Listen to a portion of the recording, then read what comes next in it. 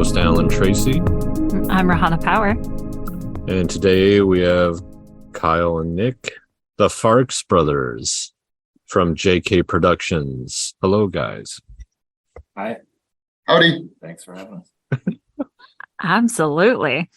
We have a lot of questions for you today. Excited to have you guys on. But first, we have to start with our standard beginning topic. We've got a question for both of you. You do both have to answer.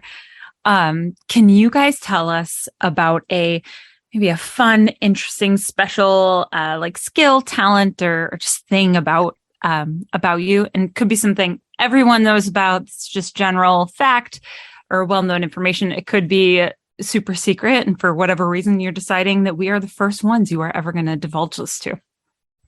My brother should go first because he's the eldest. Understandable. Well, I guess back when these games were a thing, I used to be really good at Guitar Hero and Rock Band, and used to win tournaments regularly. And almost won a trip to go see Metallica, which I just wanted to sell the plane ticket, make money because I don't care about Metallica. But I got second place. I made one little slip up and got second place, and then I didn't win. But that was that. That and I don't know. I used to be able to pogo stick I could do 1,000. I don't know. These are lame. Wow. These are lame talents. They don't impact my filmmaking at all. That's okay. This is not about filmmaking. This is about you as a human being. One, I did not know that there were Guitar Hero tournaments, so that's fascinating. Also amazing that you got second place, but also I love that you very nonchalantly were just and I used to pogo stick and I could do really well. What? 1,000. Yeah, That's it. I tried that once as a third grader, and then I was oh, I'm gonna break something, and I stopped. That's incredible. How when was the last time that you did that? 30 years ago. Okay, but still really cool. So when he was 16, if you want to do that math. No. There we go. Yeah. I have to ask you though, on the Guitar Hero second place, you said Metallica. What song and what note part of the song was it? Oh, okay. Well, so there were multiple rounds. This was 2009, I think. So it's a while ago. But I think there were multiple rounds, and it got down to just myself and one other person. And you were playing the song. I think it was. What song was it? Was it one or was it? I think it was one. It was one. Yeah, and a lot of just really fast shredding and stuff. And it comes down to if you ever played the games and you remember the games, you had star power to activate. It was something you tilt your guitar up and then you get double the points. Yeah, it was really cheesy. I activated that not in an inopportune time, so I could have met and the other guy was smarter about it, and that's why he won and got the $1,000 value trip because he was out and I didn't. Oh boy! Wow. So I had to figure out another way to raise $1,000 for whatever I wanted $1,000 for. Pogo sticks. Maybe, yeah. Yes. Still bragging rights. That's still very impressive. Yeah. All right, Kyle. All right. I'm really good at I'm really good at the flow of weddings. I don't know what that means. Expand. My brother's going to open a can, No, so I'm waiting. Wait, I'm going to do it for you. You do it. Yeah. Okay. See, it's better for the flow, and I know that from being really good at the flow of weddings. That's what the flow of weddings is. No, but knowing when things should happen is Oh. often useful. Okay. I've DJ'd over 200 weddings, so I think 100. Wow, 200. That's Yes. awesome. It's something that I've done.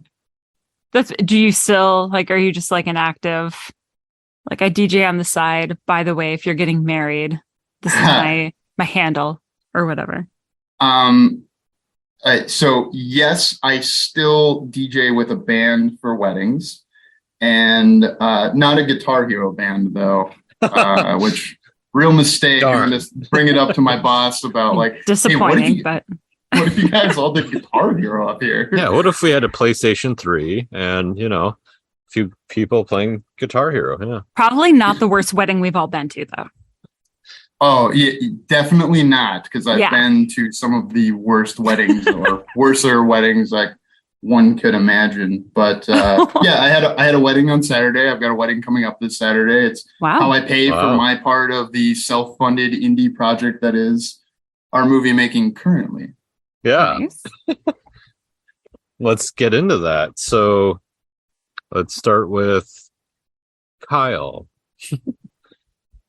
And tell us about what you do in film. What's your role? And then Nick, we'll move to you then.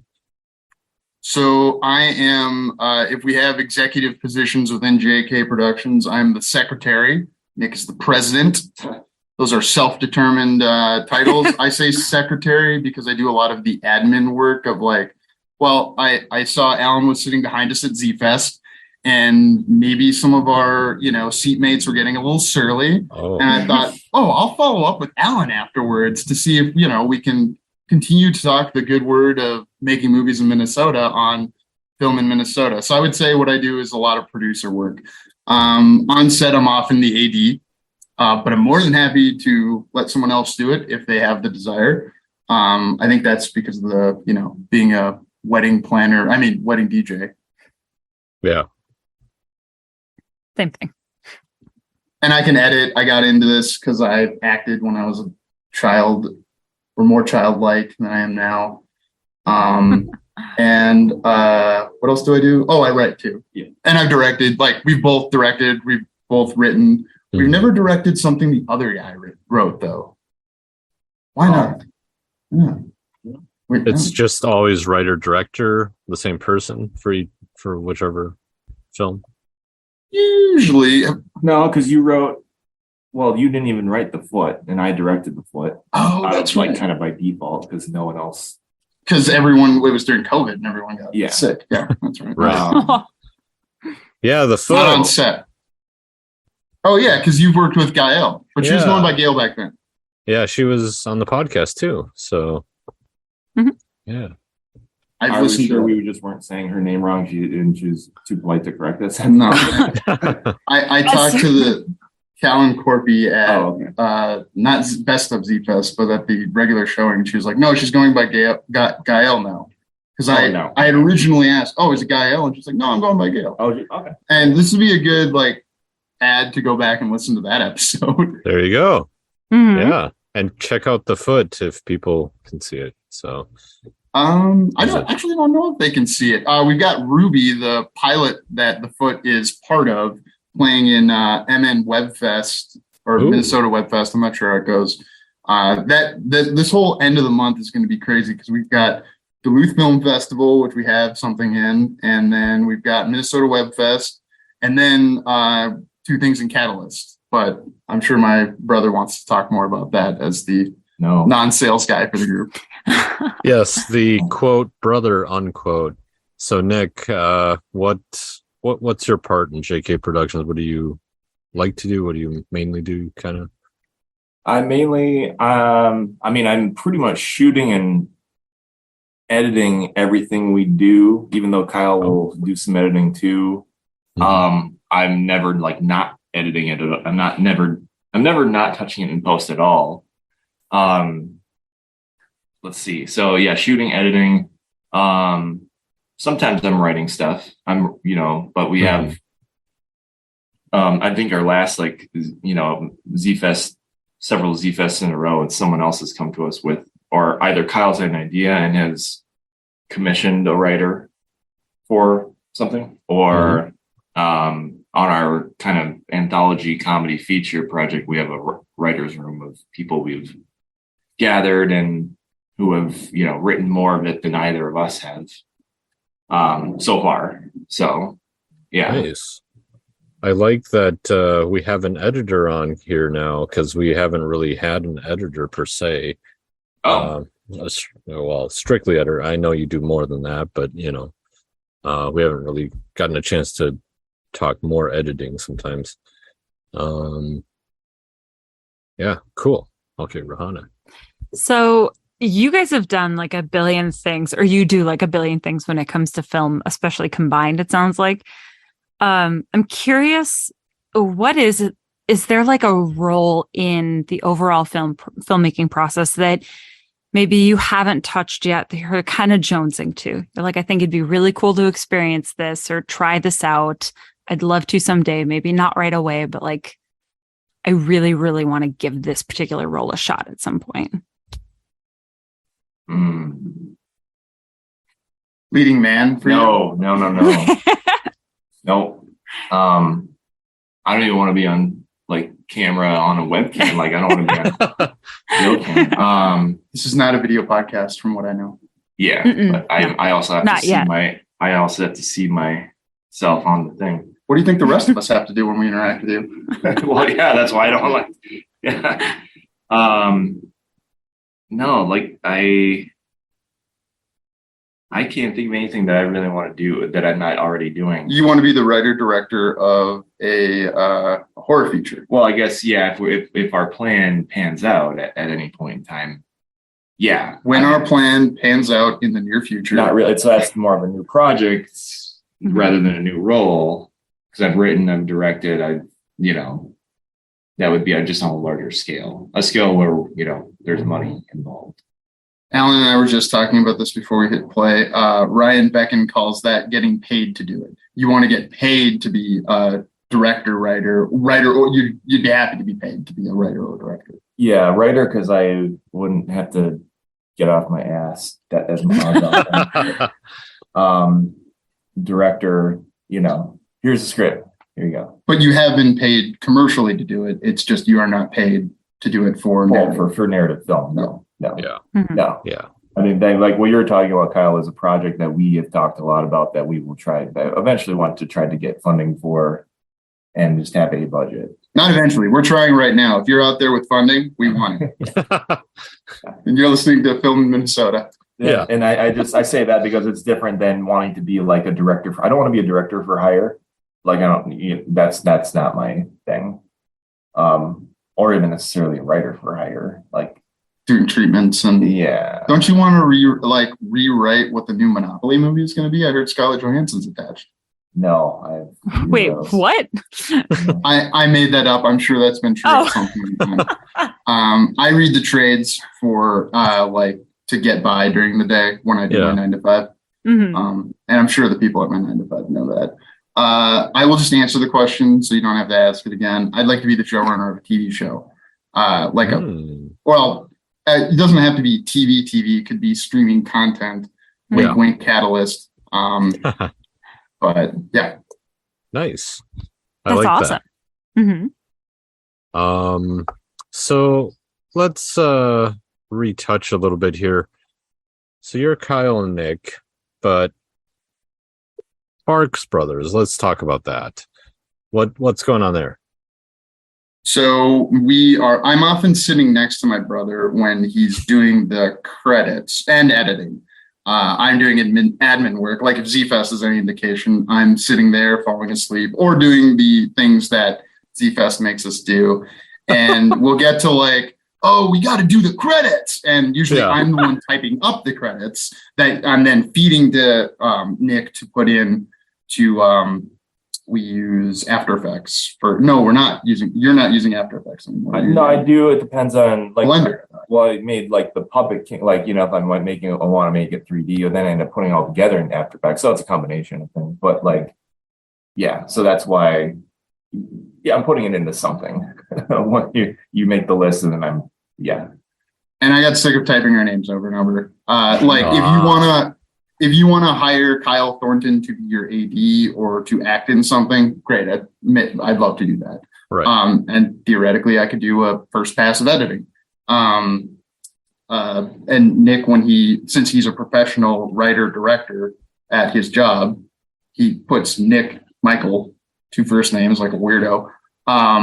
Sorry, Alan Tracy. You see, Tracy, I can go either way. So I guess you have 2 first names. And 2 Howard last could be names. Gotcha. Oh yeah, you did. Wait, what? Someone's last name could be Allen. Yeah. Oh, Keenan Allen. Okay, I got you. You're right. Okay. Yeah. Continue. So, I apologize. So what is the Farx Brothers? It's a way for us to show that we don't take ourselves seriously, and hopefully the work speaks for itself on how seriously we take the work. We don't take ourselves seriously, but give us $300,000 to make a. It's also a branding exercise when you've got a company called JK Productions, and like it indicates where our heart is. Like the Marx Brothers, were they all actual brothers? No, right? I don't think so. At some point, I think they it were. was like the Ramones, how the Ramones were.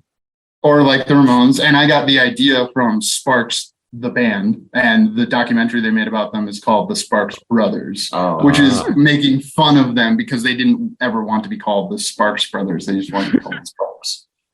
Spoiler for the first 15 minutes of that documentary on Netflix now. I did not know that. No, it's a great documentary. Fast forward. Yeah. 15 minutes, just skip intro. Okay. Okay. So can you tell us a little bit? I mean, you guys, you write, you direct, you produce, you edit, act, you do all the things. When you're really starting out in that process, maybe starting out with writing or trying to even develop your story or what you want the film to actually be once you have the story, what really triggers you and like what inspires you as you're trying to develop this film? Nick, what triggers you? That was a bad word, obviously. What inspires No. I think you? it's a great word. Nick's constantly triggered. Trust me. I have an answer. Like, so I'll give the business answer. Is we looked at this year and we're talking in 2021, going, okay, we're making these things for Z-Fest. These things that we're making for Z-Fest relate to other projects we're working on. Like we had one that was part of a sketch feature that we're working on, which doesn't have to be a sketch feature. Again, Catalyst Story Institute, wink, wink. It's in there as a comedy series. So we're looking at things like, oh, how can we stack these together and say these are part of a bigger project? That I would say is one thing that it's not like inspiring my soul, but it's inspiring a way to get the work to mean more than just the pieces of work that we create, I guess. Sure. Thanks. I think I get what you. Well, okay. So, Nick, let me ask you a question. When you wanted to write My Friend Molly, which is a project that we've got a 40-minute feature of, we've got a short of now. What inspired that, man? I know the answer to this, by the way. Yeah. I mean, I guess we hadn't really done horror yet at that point, had we? Sure, but what inspired you to come up with Molly? The concept of? Well, that's a almost 30-year-old. Like when you were doing the pogo sticking, or a kid, being a weirdo kid with coming up with your own version of like a Freddy Krueger or a Jason type character. Yeah. And then fast forwarding to 2018, like, oh, maybe how do we make this into something a little bit more, more than just what a 10-year-old kid came up with, and try to make something. Well, and also I'd seen Hereditary and was like ripping off Hereditary big time in that film with the way it was shot, like the way we shot it in the style, and like it was just you get. I think it's like being inspired by other things, saying I want to do something a little bit. I have this feeling now that I want to do something a little bit like that. I want to tap into that. I don't know, style. I want to do. I don't know. I want to do my version of that. You get inspired by things, and then it's like, well, I want to make something that is kind of like this. Obviously, not identical. I don't want to copy it. Mm-hmm. But I want to make something. It gets me in the mood to make something like that. And we hadn't done horror yet, so it was like our first, chance to do something. Well, it's kind of like more psychological horror, but Yeah, when you first brought it up, you said female Freddy, and I was like, I get that as the vulgar business person that I claim to be. So is horror, since you've done it, and hadn't before, is that kind of your new favorite genre to film? If not, what is? And then third question, what's your favorite genre to watch?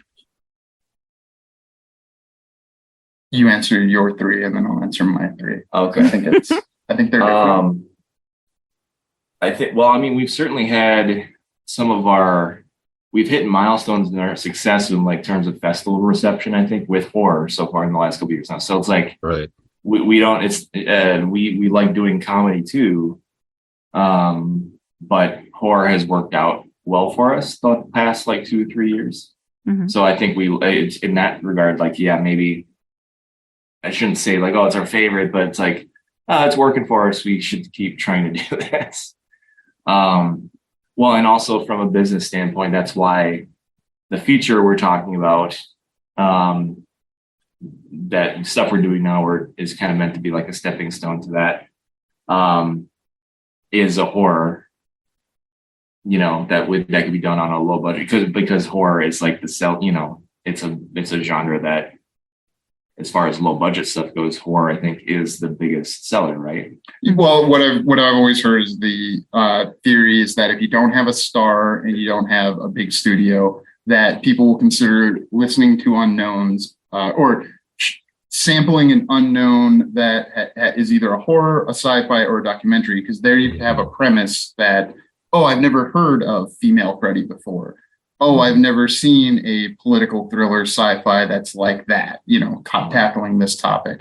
But we're gearing up for a catalyst. That's kind of the tentpoles of our year are Z-Fest at the beginning of the year. And then I've been entering a scene to Catalyst as JK since 2019, but I was entering that festival when I was in college, when it was Independent TV Festival. And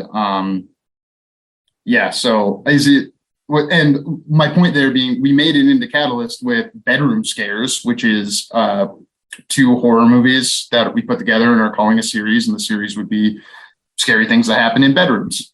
Pretty simple to pitch.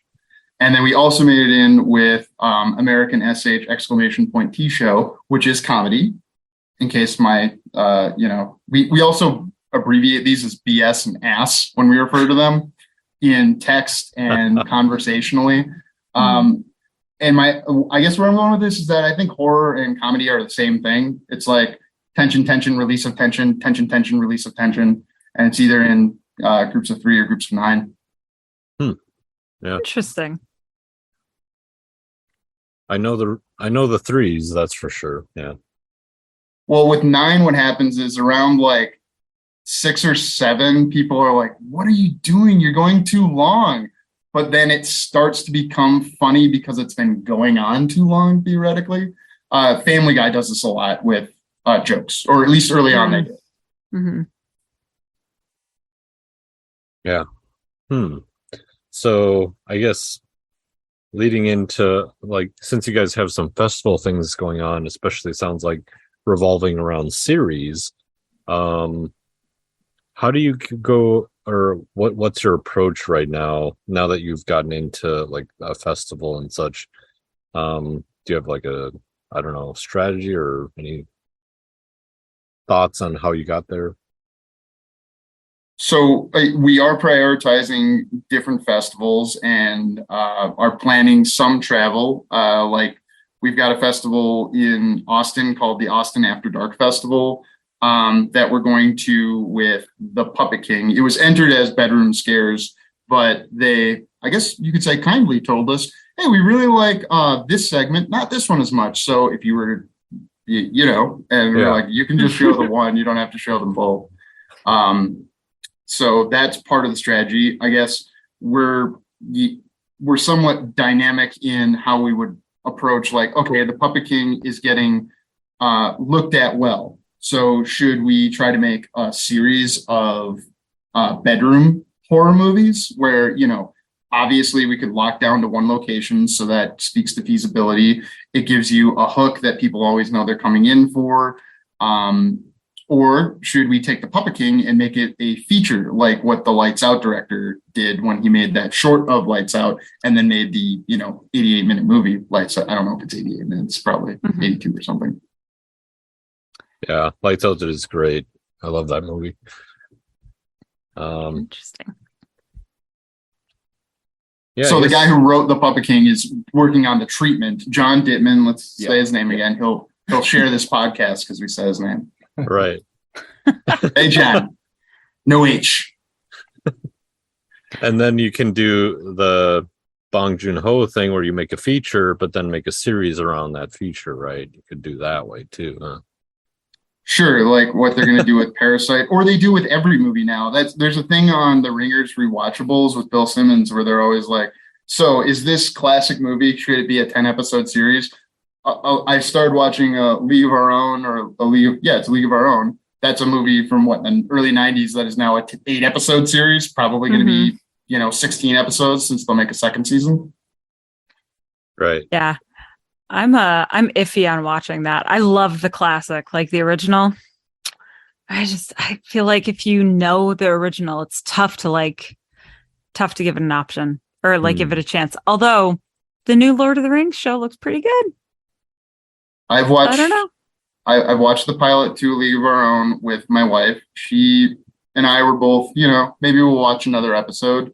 I'm going to watch all of Rings of Power and all of the Game of Thrones prequel. So that person asked. But those aren't movies those are books turned into things. Right. Oh, yeah, for sure.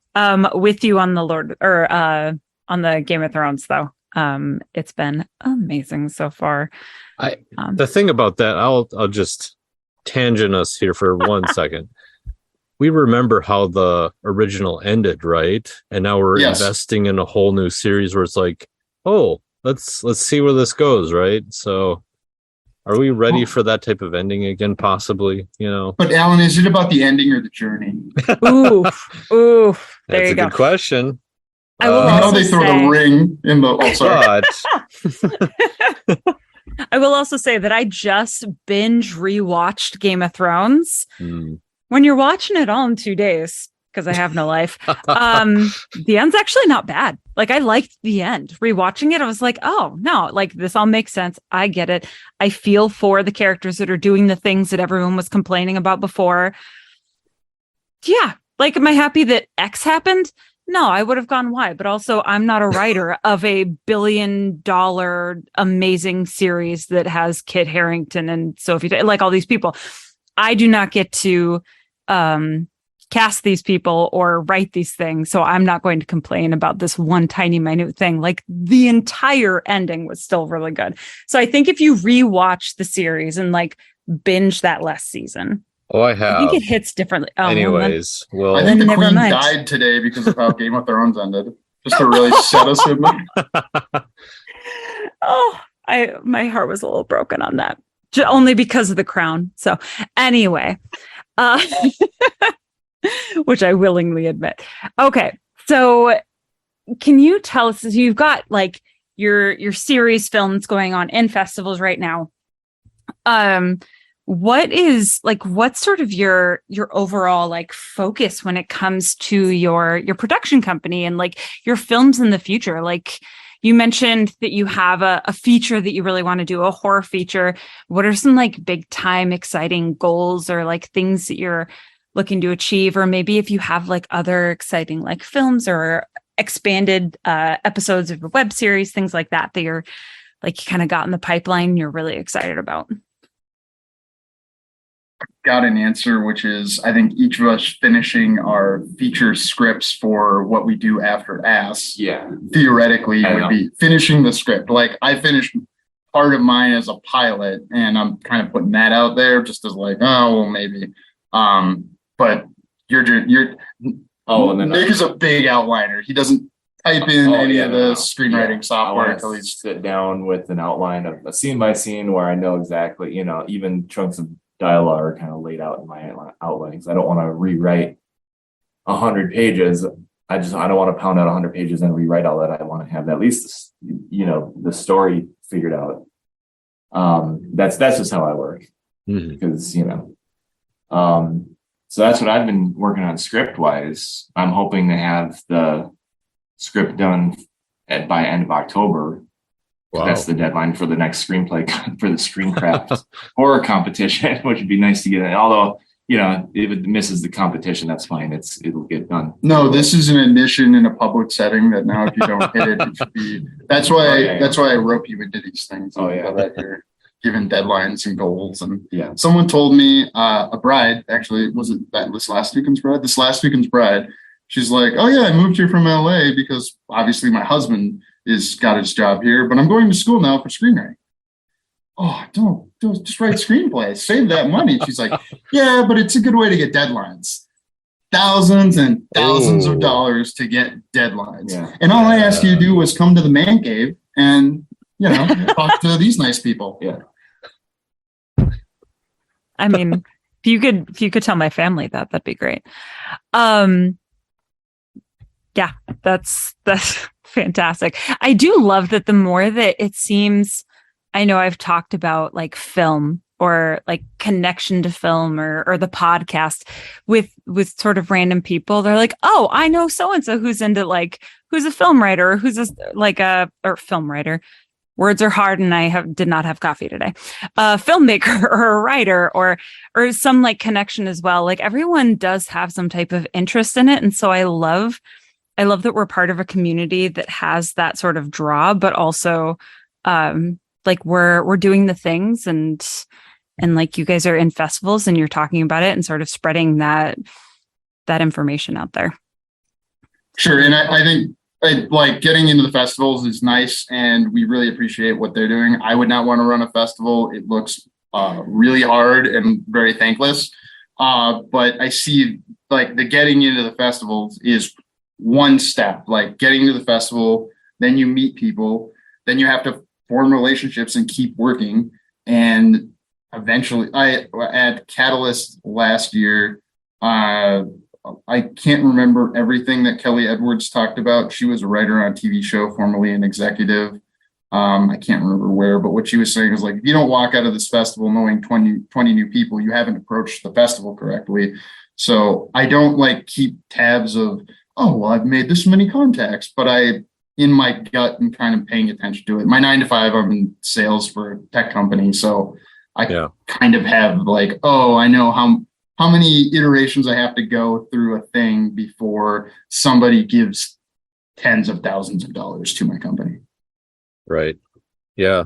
I think that when it comes to doing your work like individually for the same project, for instance, let's say you guys are working on like another short for Z-Fest. Like, what's your process there? Like, do you have like kind of a formula that you go with now? Do you have your, Coca-Cola formula going, or what do you guys got? I want to hear Nick's answer because I have what I think would be his answer. Which maybe the answer I think you were going to give is, well, Kyle gets us into too much trouble, and then somehow we get over that. Like every year, it's like we're doing one Z-Fest, Kyle, one, and then two. We did what? 1, 2, 2, 2, and then 3. And then, yeah. Oh boy. And this year we had 5 different things that were kicking around. We're committed to one. It's with one of our former guests, Haley Jacobson. She's got something she wrote, and I'm gonna AD. Nick's gonna DP, and we're great. When are we shooting that? And next month, end of October, we're shooting that. Bulletin. Yeah, Bulletin. Yes. Well, I don't know if we're allowed to say the title. She might change it. No, we've caused a real problem. Then we didn't say the real name. I think so what is our strategy, Nick? Well, our strategy the past couple of years, prior to 2021, the strategy was you had an idea, you commissioned writers. We'd scrap everything they did at a certain point, and then no, it's not like that. Okay, but, I get what you're saying. I think finding the right way to have writers work with each other who hadn't worked with each other before maybe was a challenge. But that was kind of the way we were. That's kind of the way we were. We were getting pairing writers together who hadn't worked and a couple times directors. You had multiple writers on the same project? Yeah, Ruby was multiple writers, and then one of them was more interested in continuing it the next year. So Ralph Matthews wrote the next installment of Ruby called The Foot, starring Gail. and others. And Hmm. and then the other writer, Christine, shoot, I'm thinking of her married name. I think her professional name is Pete still.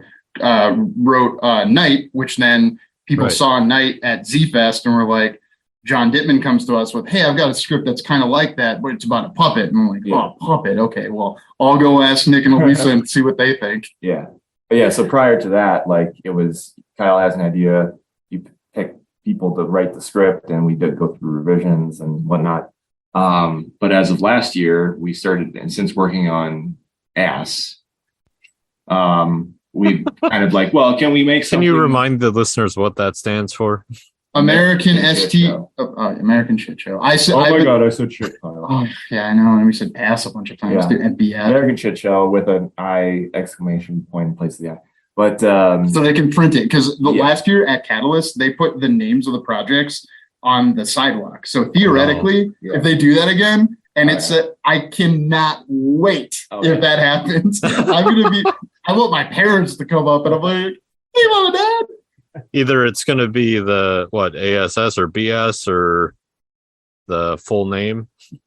I think it would be the full name because It's printed that way on the official selection site. abbreviation, like communication, it's probably communication. Yeah, that's a good point. Is we don't. Ease of texting. Yeah, and I'm always like chagrined when I admit that to serious people. Yeah. Like I talked to some people I met at Catalyst who are part of I don't know what their titles are within Catalyst, but they were people who talked on stage, and then I actively tried to form a relationship with, and then say, hey, here's what I'm thinking of entering in. What do you think? They gave us some feedback. We did that and we got in. So, and really the feedback was as simple as, what if you make it clear that this is a series, put titles in front of these things. And that's when we came up with Bedroom Scares. Ass was American Shit Show was already what we were calling the sketch feature project. So our approach for Z-Fest changed last year because it's like, well, let's make a segment. We have a segment. We have one of our writers in our writer's room for American Shit Show, had a script that we were ready to go into production with, and we made that as a Z-Fest entry, but also knowing that it would be a segment, one of like 7 or 8 roughly 7-minute segments that makes up this feature. 7 or 8 segments plus a 30-minute wraparound story that sort of tees up each one. I'll believe that when I see the script. It'll feel good. Well, once we know all of the, we have like 3 more scripts to lock in, then we know what all of them will be. Then I can finish the script that tees them all up, and then you'll see the script. I'm nodding. But, he's correct. I'm just being his brother. Yeah, because it's supposed to be like, I guess, almost Family Guy style segues from the wraparound story into these segments to make it all feel like cohesive and feel like one story, even though we're taking advantage of the fact that we're shooting at piecemeal to do it economically and make a feature on a shoestring and blah, blah, blah. So that kind of changed our approach to Z-Fest as of last year. And then, like you said, John saw Night and came to us. So, people, it kind of changed because now we have people coming to us with scripts and we have this anthology feature where we're trying to, if we shoot something for that, we'll probably try to put it in Z-Fest as well for this coming year too. So that's how our approach has kind of changed to Z-Fest. That's good. I like Z-Fest in that sense because then it's like we're talking with the filmmakers who are in the audience usually, if they can make it, and that's their film, or that's that actor, it's like that's the fun part about it, I think. The interactiveness of it, just like a festival, obviously. So for you guys, what is it like being independent filmmakers here? Can you just give us kind of your experiences making film, especially here in Minnesota? Well, we're glad we have day jobs. Oh, but your day job is in commercial movie work. So commercial corporate films, but yeah. Obviously we'd like that to change. You guys have that as a theme on this podcast. Hence, we'd like more work to grow here. The community is small, so don't be a dick. I mean, I am kind of a dick. Like, if you have to choose in the 3 they give you as options on Team America, but just word can travel fast, so don't, upset anyone would be kind of, and there's advantages to a small community. I kind of feel like I know people, so I'll just go up and be like, hey, I know you. I've seen this. Right. Let's talk. Like, Alan, I know you. I've seen your work. You even asked me about, did you ask me about Elizabeth Eftelin first or Gael? I think it was Gael. Yeah. All right. Cool. Because obviously, like we're saying, small community, we work with the same people. I've never talked to you longer than I have today, other than when I was like, hey, I'm really sorry Kirk Yang went and yelled at the host during Z-Fest. Did he? Oh, you weren't there for that? Oh, man. I left after the screenings, or like as soon as they were just starting the awards, I think. So I missed it. There were some technical problems, and Kirk is going to love me blowing him up like this. And you know what? That is small community. Everyone knows who Kirk is. Kirk is constantly working as an AC or gaffer for free on lots of people. Kirk Yang. Yeah, not Captain Kirk, not some other Kirk. Kirk Yang. And he, I don't know why. It's not like we had dinner with him beforehand. You were in like the bathroom. Well, I wasn't there, but I'm still going to tell this story. From your perspective. From my perspective, Kirk yelled at the host, former Derek Hughes, who's a magician. Yeah, he was heckling the magician. America's Got Talent's magician, okay? Well, and we got to make sure we speak well of him. Haley represents him, okay? So he's up there kind of vamping because they're having technical issues. And Kirk yells, get on with the show. And then some time went by, but I'm just going to jump to when Derek Hughes is like, hey, where's that guy who heckled me? No, it happened like right away. Oh, it did happen right away. Yeah. And then Kirk acts like he's going to leave. He acts like he's going to walks all the way to the door, puts his hand on the handle. And I bet you everyone there thought it was dramatic. Like he was just screwing around based on what happened after that. Yeah. But Kirk himself tells me he made the decision in the moment his hand hit the handle. No, he was not walking away. So he goes back, gets up on stage with the guy, and they do about 2 or 3 minutes of jokes. Yeah. And I know that happened for real because Nick took a video of it and sent it to me, and I watched that at least 12 times. Yeah, he's the DP, so of course his camera's out, right? So yeah. What's funny is that I have like the worst phone camera because I'm cheap when it comes to phones. I don't want to spend more than $300 on phones. So I have the worst phone camera in the world, but we have a 12K cinema camera. So there's a little bit of an imbalance there. Oh, yeah. So I guess another part of, you're doing the work, man. We have how we're promoting, how we're moving our company forward, what are milestones. It's not just the creative and the projects. Like this year we bought a 12K Blackmagic camera. Yep. Thank you. You probably know the camera better than I do. I heard 12K. I'm like, there's really one that I can think of. Yeah. And we're going to rent that out to pay off the camera. Well, I would argue we shoot with it to pay it off, but obviously we're going to rent it. Blackmagics aren't known for being like, hey, I got it rented. Like, you rent an area, you rent a rent. Right. But But like with my C100, I'll rent that out to college kids and young guys for like a lower rate. Basically, we'll be able to, hey, we understand you're making, an independent feature, so you don't have as much money. Yeah. Mm-hmm. We'll be willing to go at a lower rate, and we're only looking to make back X amount in 3 years. Yeah. We've got enough time that, it's not like the camera is going to be obsolete in 3 versus 4 years. So hopefully not. Yeah. You say that. You're the one who took it. Never know with cameras, but there's always another camera on the way. I mean, I've heard about even optical media, for instance, for like Blu-ray versus, the next big thing. So, oh boy, yeah. And then 8K, just wait. So, do you collect discs? Alan, I do. I thought you might. You look like a guy that might collect discs. I do too, so I can say that. Yeah, you look like the guy I saw at that video store that one time. Black Friday. It's like the thing I look forward to more than Christmas is I am spending hundreds of dollars on discs that I will watch over the next years. I have discs I still pick up. Rahana, you must do this as well. You jumped forward as I said that. Yes. I mean, they're like $2 and $3 and they're amazing. Like, how are you going to say no to that? Yes, that is, I do the exact same. I paid under $6 for 1 hour photo. I don't know when I did. And I just watched that with my wife who had never seen it. It's a 20-year-old movie. It still looks great. I paid $20 for that when it was brand new in 2002 and I bought it the day it came out. I feel ripped off now. On DVD, I bet too. It's a DVD and I paid $21 for it at Best Buy. How many times have you watched it in the past 21 years? Let's amortize 6 times probably. Oh, okay. It's 7 times. It's not as bad. Yeah.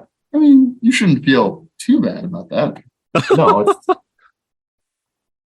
if I had known, I would have waited 20 years to buy it for $6 on Blu-ray and watch it with your wife and not see it for 20 years. I probably watched. I probably illegally downloaded it and watched it at some point and then deleted it. Since I saw it. Robin Williams of royalties, and you might be. Oh man, you think he's okay? Culpable. Well. R.I.P. Dark. R.I.P. Robin. Getting dark. Yeah, it was a dark day for me in 2014. I've been on a Criterion run lately, so that's expensive.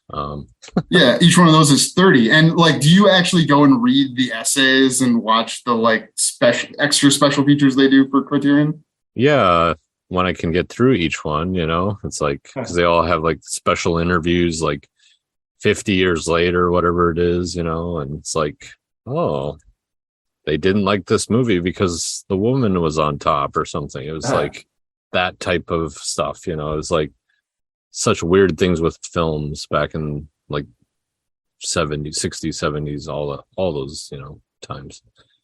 But okay, so you guys kind of told us what's up next with Catalyst. Why don't you kind of just let us know about that as well as any other projects you might have coming up? We've got before Catalyst, the Egan art block. I looked at my shirt because I'm wearing the shirt from the last time we were there. Nice. Egan is it Egan Art? He doesn't know. Egan Art. You know it? No. Egan Art Block Festival. Okay, I think is what it's called. Okay. That's September 24th. Oh, we have a movie in that? We have a movie in that. And the same movie is showing, I think, the next day at Duluth Film Festival or Duluth Superior Film Festival, excuse me. Right. And then we have Ruby in Minnesota Web Fest. Okay. And then we've already talked about American Shit Show and Bedroom Scares. Then we've got some more places to travel with the Puppet King. And really, we got to figure out what piece of the ass we're shooting next. And yeah, I heard myself say that. It's really about refining the 2 scripts, or probably 3 or 4 scripts that are in front of us right now, and figuring out which one's going to be rewritten and producible in the time that we can produce it. Yeah, we probably want to shoot one. Try to shoot one more that would be mostly exteriors before it gets to if we can shoot it before end of October, that would be nice. We have a script that was written actually months and months ago, just needs to be retooled a little bit. And then we can shoot that, and we need to find a location for it. It would be our first time having an actor play a cop, which we know comes with complications. You can't just have, you know what I mean? You can't just be impersonating a cop. You have to, you have to clear these things, right? It is illegal to pretend to be an officer of the law. Yeah. So, we have to figure that stuff out. If that's the script, that's probably the script that we do. Yeah, that would involve that. And then we might be able to do some more of that over the fall and winter, that's mostly interiors. And then we could be in the home stretch by spring on that. That's always been the plan. So it's I love it when a plan comes together. Chomps on Cigar 18 logo. Yeah. Yeah. And then I think how can people follow you or support you guys as you go about it? Do you have any social media or anything followings that people? Oh yeah, Nick runs all those. No, I don't touch those. You can find us at JK Productions MN on Facebook, JK Productions Team on Instagram, YouTube. Just search JK Productions and Ruby. Pick the one that's not Z Fest channel, and that's us. And you can always email us with inquiries at jkproductionsteam@gmail.com. Did I cover everything? We don't have Twitter. I'm waiting for Elon to buy it. What? I said, I think you covered it because that was a lot. You just can't just came out of your mouth. That is what he said. Thank you, Nick. Yeah. And Kyle. Yeah, because if people want to see where you guys are going, like check out like how you're doing with the festivals and when films are available to watch. So yeah. Cool. Yeah. What I heard Matt ask you guys at the end of the last episode what you're doing next. What's the next movie you're doing? When's this the one with Callan Corpy and Gael fighting each other coming out, Alan? Dana versus Judy. Yeah, that's Dana versus Judy. Yeah. Yeah. The plan is to have that ready for like MSPIF. So hopefully we can at least enter it, but who knows, right? So that's and MSPIF is Minneapolis St. Paul International Film Festival, which is different than Twin Cities Film Festival. Right. Mm-hmm. That's more in the springtime. Yeah. Got it. What's your strategy with those, if you don't mind me asking? Well, I guess I should come on your podcast and talk about that. But yeah. I was going to say, Kyle, you're turning the table. We do not have a podcast, nor will we, for obvious reasons. But. Yeah, it's the strategy is more so because it's a character prologue for a feature film. So, yeah. Got it. So is that feature written? I'm sorry, I gotta stop. It's in writing. Yes, I'll answer that question. So it's in development. And Rahana, I've only heard you on the podcast. And are you local to Minnesota? Or are you somewhere else? You are muted. Doesn't look like it's. Can't hear Rahana. There's no mute icon. Film in Minnesota, silencing women once again. She's laughing. She laughed at that, then pointed. What is happening?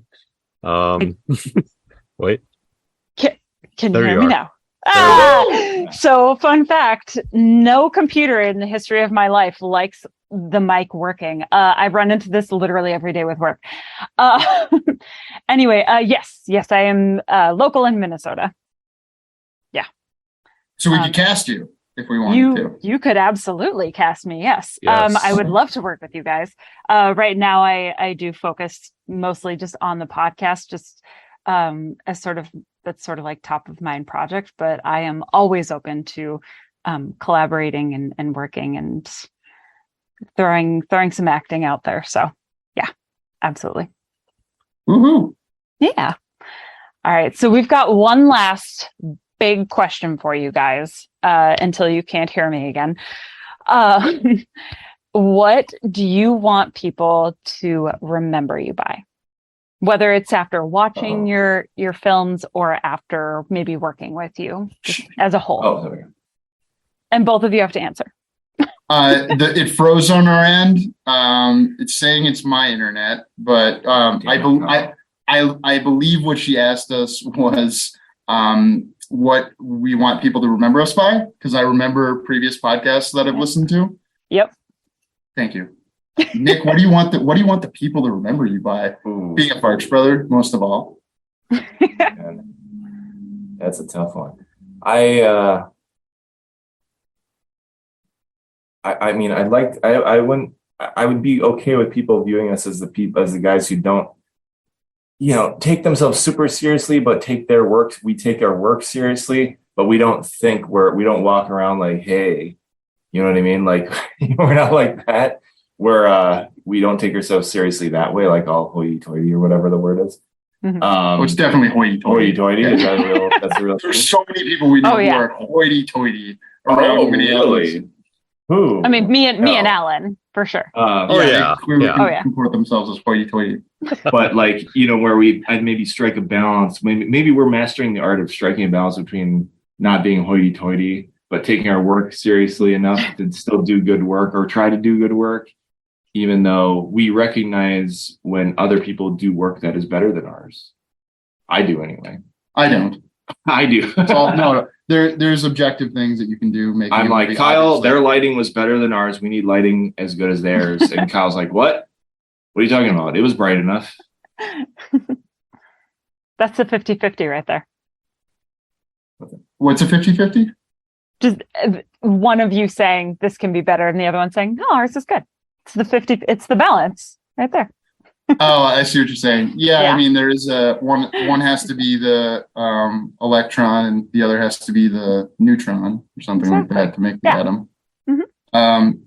So my answer is, I thought about this, and my answer is I don't want them to remember us, because what I want is that film in Minnesota grows. Like, actually people making movies in Minnesota, narrative work in Minnesota, that the commercial stuff is matched by narrative work. And usually, you know, the greats aren't, it's the people remember the people who are great, like just recently, but they don't remember, like, George Carlin isn't George Carlin without Lenny Bruce. It doesn't lead to Bill Hicks to, you know, the people after him. Same with movies. Like, you don't get to, like, Jordan Peele is clearly influenced by lots of great film. I bet you Jordan Peele has a better movie every year Jordan Peele has a movie than Steven Spielberg, but he would not be who he is without Steven Spielberg. And maybe someday people will forget Spielberg, but remember Peele. Maybe, yeah. So I just compared us to Steven Spielberg, just to be clear. Oh, sure. I mean, understandably, yeah. Yeah. I mean, that's what we were trying to do at the beginning anyway. We're just like Steven Spielberg. Yeah, exactly. To your thing about Minnesota film, I think it's important to, like, this is going like way off the rails, off topic, kind of like, but I think it's important to, like, people actually originating ideas here and making them here and finding a way to. I know they have, like, they've got the studio up at, like, what, the Ironbound Studios, where they made The Harbinger, which just came out. Oh, sure. Which we're gonna watch pretty soon here. We are gonna watch The Harbinger. We watch all the local stuff, even yes. if we don't make it to the screenings. Because I know I'm not going to make the Infernal Machine screening. Yeah. I want to. Well, that was made in Portugal anyway, so. Oh. So good. Screw Europe. Oh, you guys already saw it? Portugal, or you saw the movie? The Infernal Machine. It's out now. So, yeah. Oh. Yes. Yeah. The production value looks very high. So, you know. Yeah. Portugal. Portugal. Yeah. But no, like rather than having it be a place where people are that version of the Thornton Brothers to hello, are we good? Are we back? Where you can't shoot outside, or, you know, if you need snow, great, but, like, you know, that sort of thing. And seeing more movies made from the ground up here, like written here, directed, you know, because when those movies come to town and they're bringing the DP, they're bringing the director from LA, they're bringing the cast, a lot of the cast from LA. So it'd be nice, to add on to what you're saying, Kyle, to have movies that are somehow make this a place where people can originate movies here and make them here, not just like, oh, this 100 people from LA are going to come here because, yeah, it's great. We have, like, they did the snowbait thing, right?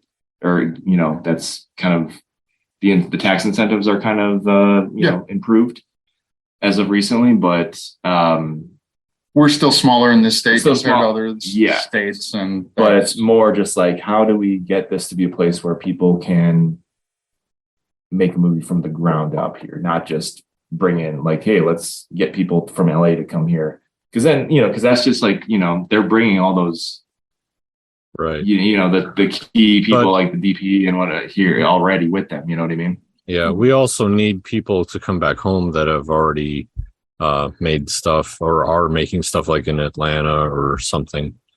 So things like that. Just come back, everyone. I think there's been a huge surge and a growth here, at least since I started in films, like film school for me personally. So, and that's when it was filmed. It was kind of like, well, film or video takeover, who knows? You know, that's what was going on. And now it's like, now that you can easily access a camera or, you know, audio, you can actually get these things more easily thanks to things like the internet and, you know, more accessibility. So, yeah. Unless you're my computer, and then you cannot get audio. But anyway, thank you so much, both of you, for taking the time and hanging out with us tonight, and just letting us bombard you with questions. It was really fun getting to know you, and chat with you. And until next time, for our listeners, this has been Film in Minnesota. Thanks for having us. Thank you.